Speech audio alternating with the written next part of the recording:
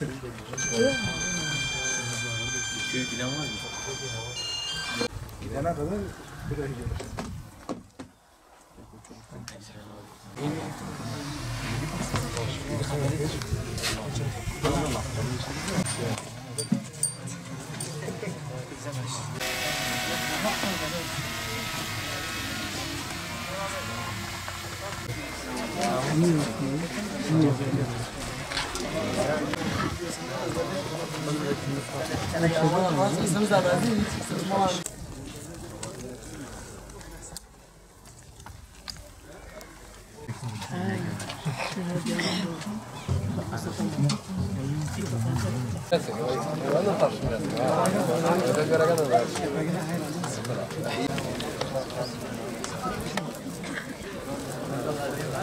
قالوا ما أنتم إلا بشر مثلنا وما أنزل الرحمن من شيء إن أنتم إلا تكذبون قالوا ربنا يعلم إنا إليكم لمرسلون وليمسنكم منا عذاب أليم.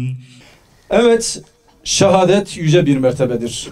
Ve bugün Hilvan'ımızın ilk ve tek şehidi olan Şehit Abdüselam İrdem abimiz vesilesiyle burada bulunmaktayız. Şehadet mertebesi ancak Allahu Teala'nın nasip ettiklerine, ancak Allahu Teala'nın takdir ettiğine kısmet olur. Yani şehit olmak herkese nasip olmaz. Ama şehitlerin hayatına baktığımız zaman hak etmeyen hiçbir insanın da bu yüce mertebeye ulaşamadığını görüyoruz. Öyleyse bizlere düşen nedir? Şehit olmak için yaşamak, ama Allah kısmet etmezse bile şehit gibi yaşamak. Ve bugün bizim burada toplanmamızın, burada bir araya gelmemizin de yegane nedeni budur. Nedir bu? Biz şehidimizin başucunda, yüce Allah'ın huzurunda şehitlerimize olan misakımızı, ahdımızı yinelemeye, tazelemeye geldik. Allah'ın huzurunda ve şehidimizin başucunda söz vermeye geldik. Neyin sözünü? Diyoruz ki, Ya Rab sen şahit ol. Ey şehidim sen de rahat ol. Senin davan, senin ve arkadaşlarının uğrunda can verdiği dava senden sonra da sahipsiz kalmadı. Ve Allah'ın izniyle biz bu davanın sahipsiz kalmayacağına söz veriyoruz. Ey şehit, senin uğrunda can verdiğin bu davadan bize bıraktığın miras olarak hem hayatını hem davanı, hayatını öğreneceğiz, yaşadığın gibi yaşayacağız.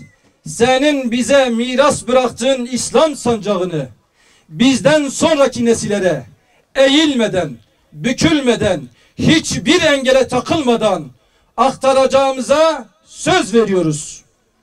Ey şehit, bizler de sizin uğrunda can verdiğiniz davanda dirilen, mücadele eden erler olarak hayatımızın son nefesine kadar mücadele edeceğiz. Biz bunun için buraya geldik.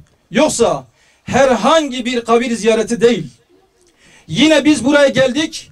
Ey şehit, sana olan vefa borcumuzu, sana ve senin davana olan vefamızı göstermek için geldik. Biz buradan ayrıldıktan sonra evimize döndüğümüzde rutin hayatımıza dönmeyeceğimize, nasıl ki siz davanız için dünyayı arkanıza attıysanız, dünyanın boş ve faydasız yükü altında ezilmediyseniz, sadece Allah'ı ve Resulünü kendinden razı etmenin cehd ve gayreti içinde olduysanız, Allah'ın izniyle bizler de aynı bilinç ve şuurla yüce Allah'a ve Resulüne itaat etmek, onları kendimizden razı etmek için cehd ve gayret edeceğiz. Ey şehit, senin davanı asla sahipsiz bırakmayacağız. Ey güçlü ve kavi olan Allah'ım, bizler zayıfız, aciziz.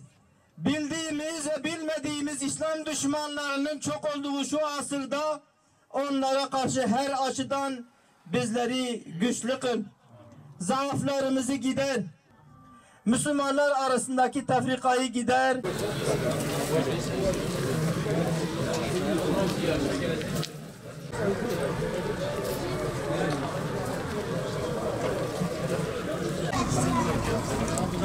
Benim yani sen nasıl haberi yok diye bekliyorum. Ona İlk köpatan ben ama bir